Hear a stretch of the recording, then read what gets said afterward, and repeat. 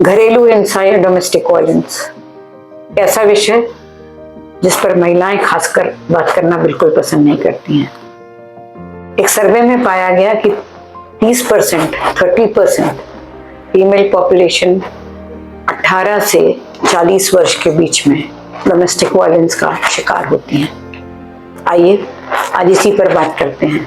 मैं हूं Sujata Jairam Iyer, bed number 13 season 2 में फिर आपके साथ। वो हमारे इमरजेंसी वार्ड में आई थी। उनके पीठ पर बहुत सारे खरोंच के निशान थे। देखते ही समझ में आ गया था कि ये डोमेस्टिक वायलेंस है। और उन्होंने हमें बताया कि वो सीढ़ियों से गिर गई और ये निशान उसी के हैं।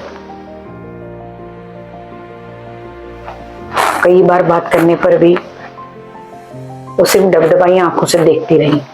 उन्होंने बताया नहीं। उम्र होगी उनकी करीब 45 से 46 वर्ष। उनके जख्मों का थोड़ा सा इलाज करके फर्स्ट एड देके उनको भेज दिया गया।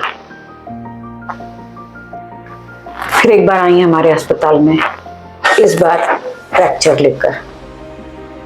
फिर उन्होंने वही बहाना बनाया कि कहीं गिर गई थी, इसलिए उनका लेफ्ट हैंड फ्रैक्चर हो गया है। प्लास्टर चढ़ा और करीब 40 दिन के लिए वो घर में ही बैठने का उनको बोला गया। पर इस 40 दिन में जब उनका हाथ फ्रैक्चर हुआ था तो फिर से एक बार आई। इस बार उनकी आंखों में सूजन थी और जो राइट गाल था काफी सूजा हुआ था। फिर वही कहानी उन्होंने गढ़ी कि मैं गिर गई थी। इस बार हम सबको शक हो गया था ये घरेलू हिंसा का शिकार है। बात करने पर जब उनसे पूछा गया तो उन्होंने एकदम पहले सिरे से नकार दिया कि नहीं, ऐसा कुछ भी नहीं है। हमारे डॉक्टर्स ने पूछने की कोशिश करी कि क्या आपको पति ने या बेटे ने या घर में किसी ने आपके ऊपर हाथ उठाया है, क्योंकि नीली आंखें और आपका राइट हैंड साइड का गाल दिखा रहा है कि आपको थप्पड़ पड़ा है। नहीं, मैं गिर गई थी। हम कुछ कह नहीं पाए क्योंकि वही जब कुछ बोलने के लिए तैयार नहीं थी तो हम क्या बोलते। फिर वो चली गई। तो 3 बार आने के कारण मुझे वो याद रही।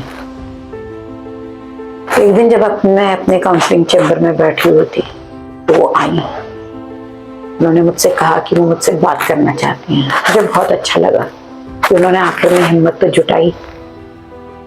मैंने उनसे प्यार से बात करी तो उन्होंने बताया कि उनके पति जो हैं वो अक्सर ही उनको मारा करते हैं। बच्चे बड़े हो रहे हैं, बल्कि बड़े हो गए हैं। बेटे ने तो 1-2 बार उनका हाथ भी पकड़ लिया कि आप मम्मी को नहीं मारेंगे। ये इनकी आदत में आ गया है। मैंने कहा कि आपको कभी रिपोर्ट करी या कभी किसी बड़े को घर में आपने बताने की कोशिश नहीं करी? बोलती है नहीं, है मुझे धमकी देते हैं कि किसी को बताओगी मैं तुम्हें और मारूंगा, और मैं बहुत डर जाती हूँ। मैंने उनसे पूछा फिर आज कैसे आ गई आप? उन्होंने कहा कि जब 2-3 बार ऐसा हो गया तो मैं हर बार तो बोल नहीं सकती कि मैं गिर गई हूँ। आपके जैसे मैं 4-5 अस्पतालों में जा चुकी हूँ, क्योंकि महीने में 1 या 2 बार तो मेरी पिटाई हो ही जाती है। मैंने छोड़ने की भी बात सोचती हूँ, और चूंकि मैं पढ़ी लिखी नहीं हूँ, मुझे पैसे का आर्थिक कोई सहारा नहीं है, तो मैं घर भी नहीं छोड़ सकती।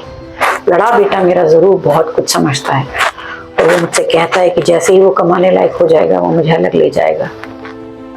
आज उसी ने मुझे आपके पास भेजा है। मुझे क्या करूं समझ नहीं आ रहा है। मैंने कहा कि आपके पति की काउंसलिंग करनी पड़ेगी, उनको समझाना पड़ेगा, उनको किसी साइकियाट्रिस्ट की जरूरत है। उसने कहा हम तो ये बात उनसे कह भी नहीं सकते। मेरी 2 बेटियां और हैं और मुझे डर है कि अब वो बेटियों पर ना हाथ उठाने लगे। उन्होंने जब बचपन में तो हाथ उठाया था, पर अब बेटियां बड़ी हो गई हैं तो अभी तक नहीं उठाया है।